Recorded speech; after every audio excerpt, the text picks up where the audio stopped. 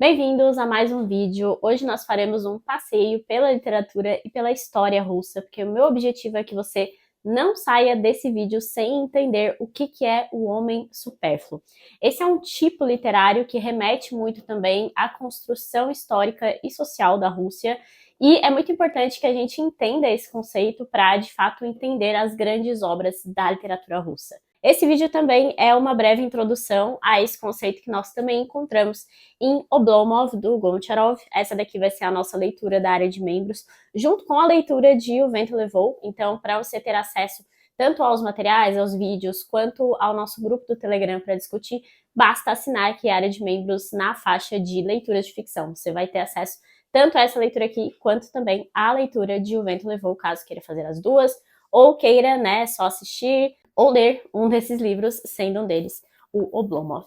Bom, vamos então conversar sobre este conceito que é cunhado, basicamente, aqui no Diário do Homem Supérfluo, do Turgenev. Essa daqui é uma novela de 1850, e aqui a gente tem, de fato, o primeiro uso desse termo na literatura, mas claro que não é um termo que começa aqui, o conceito é bem anterior, e é exatamente isso que eu quero trazer aqui, né, explorar para vocês nesse vídeo. Curiosamente, o Turgenev é responsável por batizar dois grandes tipos literários russos, que é então o homem supérfluo e também o nihilista, que aí ele vai batizar, né, lá no Pais e Filhos dele, que é a grande obra-prima de Turgenev. E aqui no texto de apoio dessa edição, a gente tem uma conceituação do homem supérfluo que eu acho bem completa para que a gente entenda e saia de um conceito, né? Nosso ponto de partida aqui para entender isso precisa sair de um conceito.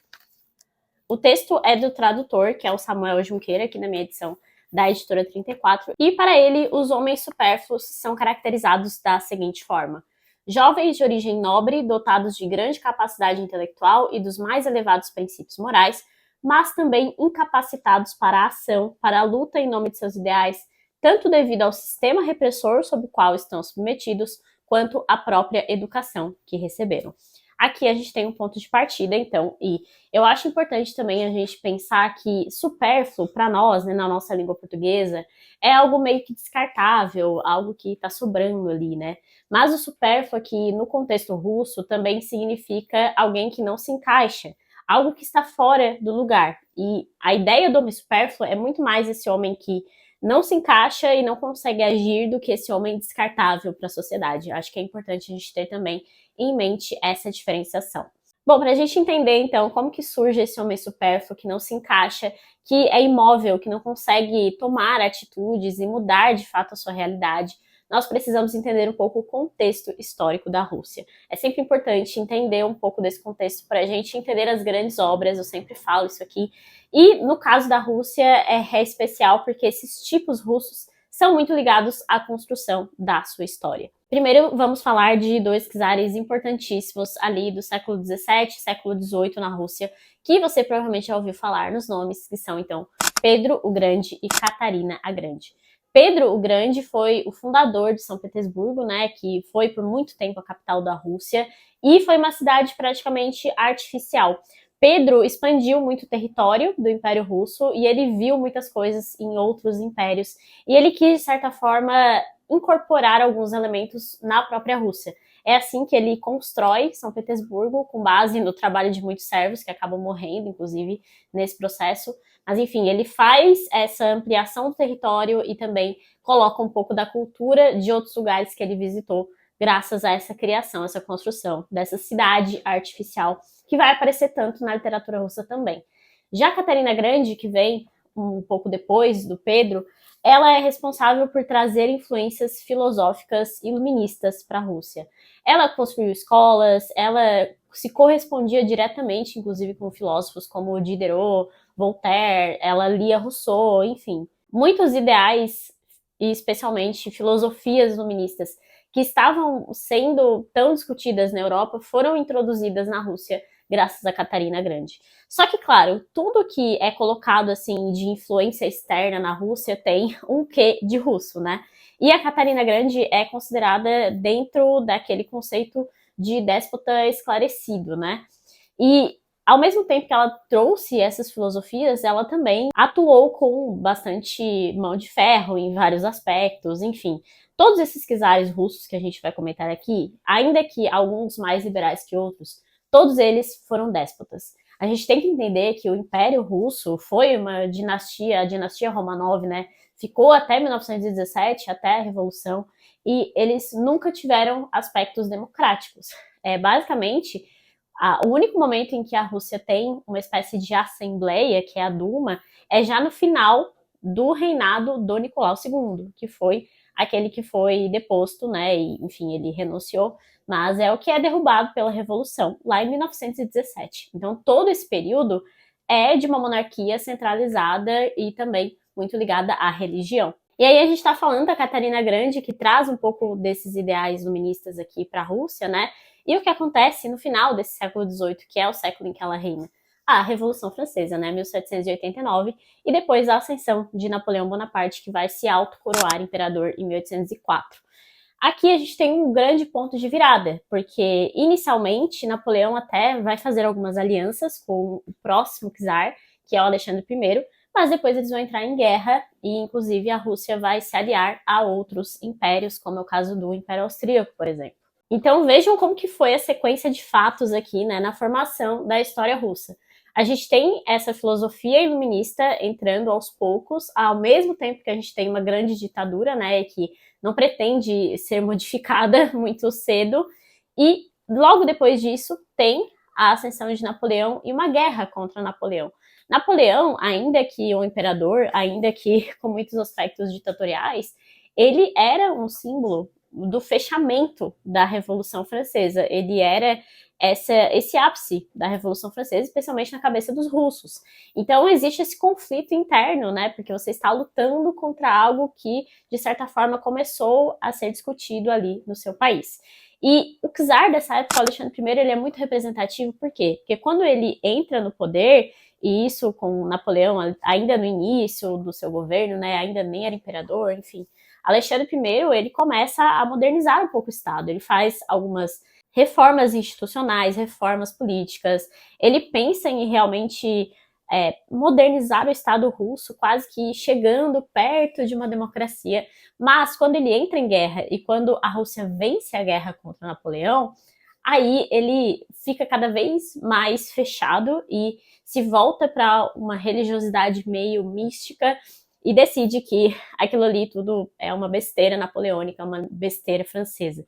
A gente consegue observar isso muito bem em Guerra e Paz, tanto essas influências francesas, essas ideias, esses nomes alemães que aparecem também, e depois essa mudança que Alexandre I vai apresentar também. Não foi um czar tão relevante, mas entre Alexandre e Catarina, a gente tem um outro nome que é o Paulo I, que foi filho da Catarina, e vale só pontuar aqui o fato de que ele discordava muito das ideias mais liberais da mãe e ele tenta reverter muitas coisas. Então, quando a gente vai estudar, especialmente a dinastia Romanov, né, e essa história da Rússia a partir ali do século XVIII até o século XX, a gente vê muita alternância de poder nesse sentido. Sobe um czar um pouco mais liberal, ele faz algumas reformas, depois vem um czar mais ditatorial e reverte essas reformas. Isso acontece muitas vezes. E é exatamente isso que acontece aqui mais uma vez, né? Então, Alexandre I vence a guerra contra Napoleão e em 1825 vai ascender ao poder um outro czar muito mais ditatorial que ele. Ainda que Alexandre I tenha esse problema interno e essa espiritualidade que modifica a partir da guerra que ele vence contra a França e contra Napoleão Bonaparte, ele ainda assim era um czar mais liberal. Em 1825, a gente tem a ascensão de Nicolau I. Nicolau I foi o responsável, por exemplo, pela condenação de Dostoiévski, que é condenado à morte e tem a pena comutada ali no último momento. Assim que Nicolau chega no poder, existe um problema ali de sucessão, porque na verdade quem deveria ter ascendido ao poder seria o irmão dele, o Constantino. Só que o Constantino não quis ser czar, enfim, tem toda uma questão ali que ele de fato renuncia em nome do Nicolau. Só que algumas pessoas ali, um movimento acontece em prol de Constantino e contra a ascensão de Nicolau. Nicolau vai responder a esse movimento com um massacre, e esse movimento ficou conhecido então como a Revolta Dezembrista, a Revolução Dezembrista. Quem são essas pessoas que estavam contra Nicolau I em 1825? Eram soldados, né, muitos soldados que lutaram ali contra Napoleão Bonaparte, mas que não estiveram necessariamente no território russo, ou que conheceram alguns países europeus, que mantiveram contato com soldados de outros países. E esses soldados russos começaram a notar que a Rússia tinha muita coisa errada, muita coisa que poderia ser modificada. Então ali começa uma semente de liberalismo, uma semente de mudar esse país e de querer mais liberdade, e é justamente aqui que entra um czar extremamente repressor, que é o Nicolau I. Então, esses homens têm a semente do homem supérfluo, porque são esses homens lá em 1825 que tentam modernizar a Rússia num primeiro passo, numa pequena revolta, e eles já são massacrados e muitos são exilados, muitos são mortos, enfim. É aqui que começa um primeiro movimento social de pessoas que são duramente reprimidas por querer um pouco de liberdade, e aí elas não conseguem mais ver formas de mudar essa sociedade. Eles ficam de fato imóveis, eles ficam sem saber o que fazer contra um governo extremamente repressor. O reinado de Nicolau I, que foi esse grande ditador do século XIX na Rússia, vai durar 30 anos, isso é bastante coisa, né? E é justamente nesse período que a gente tem um florescimento de uma literatura russa muito forte. Então aqui nós temos grandes obras da literatura russa justamente sendo publicadas e sendo censuradas e sendo publicadas em outros países, justamente nesse meio. Então aqui, embora a gente tenha um governo muito repressor, a gente também tem muita atividade intelectual. O governo de Nicolau vai até 1855, mas ainda antes de acabar esse reinado dele, tem mais um grande momento histórico ali da Rússia, que é a Guerra da Crimeia, que é de 1853 a 1856. Então, mais uma vez, mais uma guerra, enfim, mais repressão, etc., mais mortes acontecendo nesse país. E no meio de tudo isso vai ascender ao poder, então, o Alexandre II. O Alexandre II foi um czar muito mais liberal e ele foi o responsável, inclusive, por acabar com a servidão na Rússia em 1861.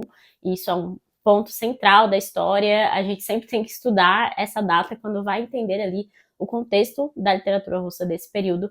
Só que o problema é que já na Rússia já tínhamos 30 anos de repressão pesada, né? Isso considerando só o contexto do século XIX e toda a dinastia Romanov, que, como eu falei, né, sempre foi marcada por essa ditadura, ainda que mais branda em alguns momentos.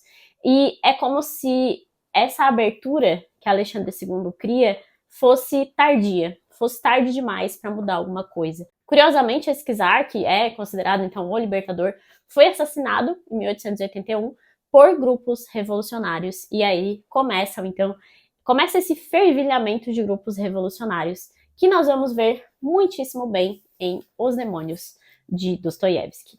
É bem interessante ver como existe essa evolução na literatura russa que você consegue observar muito bem nesse contexto histórico. Só para fechar esse contexto, então, né, depois do Alexandre II tem Alexandre III ainda, enfim, depois vai ascender o Nicolau II, que é o último czar, e ele é mais uma figura que é muito ditatorial, muito religiosa, num sentido quase místico também. Tem toda aquela figura do Rasputin. Foi ladeira abaixo mesmo, essa parte da dinastia Romanov. Mas o importante para a gente entender é essa alternância aqui, especialmente no século XIX, com o Nicolau I e depois o Alexandre II. Bom, já entendemos o contexto histórico, né? Vocês viram que existe uma progressão aqui que mostra muito bem essa ideia do homem que quer mudar a sociedade e não consegue. Tanto por aquilo que está na parte externa, né, na sociedade mesmo, com esse governo ditatorial, ou com a burocracia russa, que é pesadíssima. Quem já leu Gogol sabe que existe uma questão burocrática pesada aqui, muitos servidores públicos e muitos serviços e funções estranhas ali, enfim. Esse é até outro assunto, né? Um assunto para outro vídeo, para outro momento de literatura russa. Mas, enfim, considerando essa linha histórica que a gente tem aqui, a gente já consegue notar essa ascensão do homem supérfluo. E essa ascensão a gente consegue ver muito bem nas obras literárias, começando por Eugene Onegin, do Pushkin, que aí É uma obra bem anterior, né, publicada ali entre 25 e 32, 1825 e 1832, mas aqui a gente já tem alguns traços desse homem supérfluo. Muitos críticos literários, teóricos, consideram que aqui a gente tem essa semente do homem supérfluo. Em 1840 também tem outra obra bem central, que é O Herói do Nosso Tempo, do Lermontov. Essa obra tem uma edição recente aqui no Brasil, uma tradução recente. É uma obra muito importante para a literatura russa, que a gente não conhece tanto no Brasil, né? E aqui também tem um personagem brilhante, um personagem que é muito inteligente, mas ao mesmo tempo muito vazio, até com esses elementos nihilistas mesmo. E depois a gente tem, de fato, o termo sendo cunhado aqui no Diário do Homem Supérfluo, do Turgenev. O auge desse Homem Supérfluo nós vamos encontrar em Oblomov, do Goncharov. Essa obra aqui é de 1859 e esse personagem basicamente vai passar boa parte da obra deitado numa cama, totalmente imóvel. Ele é o ápice mesmo desse homem que não consegue agir e que não toma atitude nenhuma perante a sua vida. Então existe uma progressão desses personagens que é bem nítida aqui para a gente observar. Eu quero trazer para vocês alguns críticos e teóricos para a gente explorar melhor esse conceito, para que fique bem claro também nessa evolução literária. Aqui no Como Ler os Russos, do Irineu Franco Perpétuo, que também é um grande tradutor, né, ele vai fazer justamente essa evolução aqui. O que em Turgenev é impossibilidade de ação, em Ivan Goncharov se traduz na mais perfeita inação. Oblomov, 1859, foi escrito na mesma década de Bartleby, o escrivão do norte-americano Herman Melville, ao qual se equipara pela absoluta recusa em agir de seu protagonista. Ele aqui vai mencionar outro grande teórico, que é o Renato Poggioli, que vai fazer um conceito muito interessante do Oblomov. Ele vai dizer que o Oblomov é, com efeito, o herói máximo de um grande poema cíclico, de um vasto épico em prosa, mesmo que seja apenas uma odisseia dos chinelos ou uma Ilíada de roupão. Esse tipo pan-russo gerou o termo oblomovismo, criado em tom acusatório pelo crítico radical Nikolai Dobrolyubov. Assim ele define os oblomovistas. E ele faz aqui uma conceituação, então, que esse crítico radical traz, e que termina exatamente dessa forma. No fundo de seus corações enraiza-se um único sonho, um único ideal, o de repouso imperturbável, de quietismo, de oblomovismo. Dobrolyubov considera Oblomov como herdeiro de uma linhagem de personagens russos do século XIX, que graças ao Diário de um Homem Supérfluo de Turgenev ficaram conhecidos como homens supérfluos. Não se identificam com o mundo em que habitam, mas, ao mesmo tempo, mostram-se incapazes de realizar algum tipo de ação social efetiva. A lista dos homens supérfluos costuma variar um pouco de acordo com o gosto do freguês. Para Dobrolyubov, abra-se, por exemplo, Yevgeny Onegin, né, como eu falei, O Herói do Nosso Tempo, que eu também mencionei, Quem é o Culpado, que é o romance de Herzen, Rudan e Diário de Homem Supérfluo, e um conto ainda do Turgenev. Em cada uma dessas obras serão encontrados traços quase idênticos aos de Oblomov. E aí, aqui o Irineu faz um comentário interessante também. A elevada presença de obras de Turgenev na lista soa como um acerto de contas da geração dos filhos com a dos pais, fazendo aqui, né, uma referência direta à obra Pais e Filhos que eu já comentei com vocês. Assim, se de um lado do espectro político Dostoiévski se comprazia ao ver os personagens e os demônios definidos como os heróis de Turgenev na velhice, do outro, a nova geração radical propunha outros modelos para superar o oblomovismo dos homens supérfluos. Aqui a gente entra numa outra fase da literatura russa que também é interessante de mencionar. Dobrolyubov e seu parceiro Nikolai Chernyshevsky eram os mais destacados membros da nova geração de radicais. E aqui nós seguimos então para fechar aqui essa linha do tempo literária da Rússia do século XIX, Os Demônios de Dostoiévski, que já foi indicado aqui, né, no texto do Irineu Franco Perpétuo, é um livro que justamente faz esse resumo do que é essa ação radical desses revolucionários dessa era, 1860 e 1870.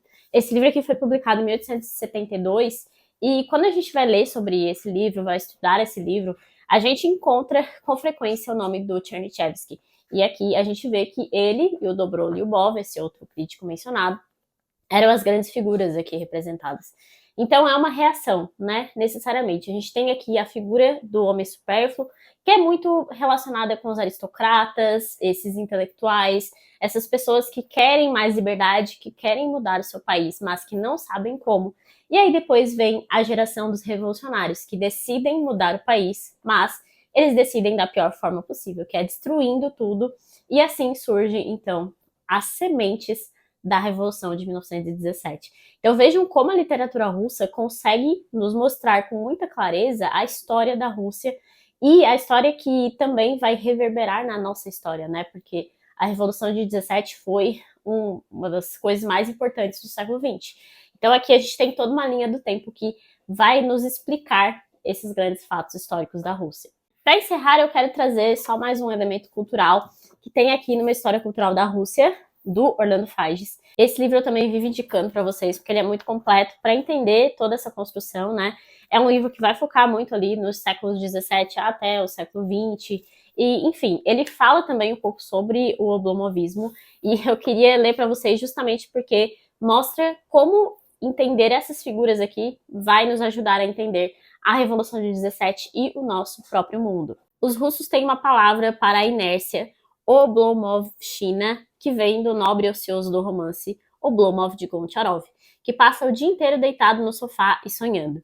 Graças ao crítico literário Dobrolюbov, que cunhou a palavra logo depois da publicação do livro em 59, o oblomovismo passou a ser considerado uma doença nacional. O seu símbolo era o roupão Kalat de Oblomov. Dobrolюbov chegou a afirmar que o esforço mais sincero de todos os nossos Oblomovs é o empenho em repousar de roupão. Goncharov fez a máxima questão de enfatizar a origem asiática do roupão do seu herói. Era um roupão oriental de verdade, sem a mínima sugestão de Europa, sem bordas, sem debruns de veludo, e, na verdadeira moda asiática, as mangas ficavam mais largas dos ombros às mãos. Por viver como um sultão, cercado de servos e nunca fazendo nada que pudesse ordenar-lhes que fizessem no seu lugar, Oblomov se tornou um monumento cultural à imobilidade asiática da Rússia.